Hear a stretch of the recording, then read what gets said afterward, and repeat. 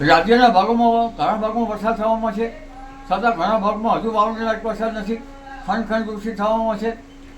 હજુ મધ્ય ગુજરાતના ભાગોમાં જોઈએ તેવો વરસાદ નથી. ઉત્તર ગુજરાતના કેટલાક ભાગમાં વરસાદ છે, પણ કેટલાક ભાગોમાં હજુ અપૂરતો વરસાદ છે.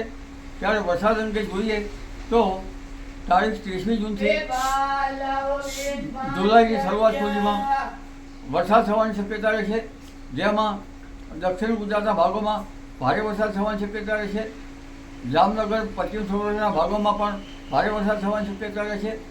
આ ઉપરાંત મધ્ય ગુજરાતના ભાગોમાં પણ ભારે વરસાદ થવાની શક્યતા રહે છે.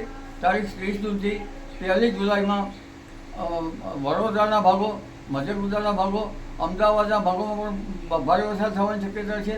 ઉપરાંત ઉત્તર ગુજરાતના કેટલાક ભાગોમાં પણ ભારે વરસાદ થવાની શક્યતા રહે છે, જેમાં ગાંધીનગરના ભાગોમાં પણ વરસાદ થવાની શક્યતા રહે છે.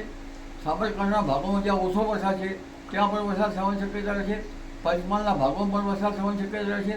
કચ્છના ભાગોમાં પણ વરસાદ થવાની શક્યતા રહે છે.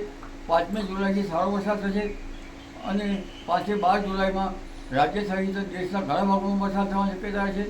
રાજ્યના દક્ષિણ ગુજરાતના ભાગોમાં ભારેથી અતિભારે વરસાદ થવાની શક્યતા રહે છે.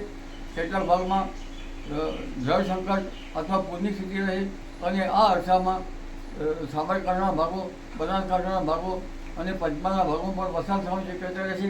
એટલે સાબરકાંઠાના ભાગોમાં હજુ વરસાદ નથી, પણ વરસાદ થોડો મોડે પણ વરસાદ થવાની શક્યતા રહે છે. જી.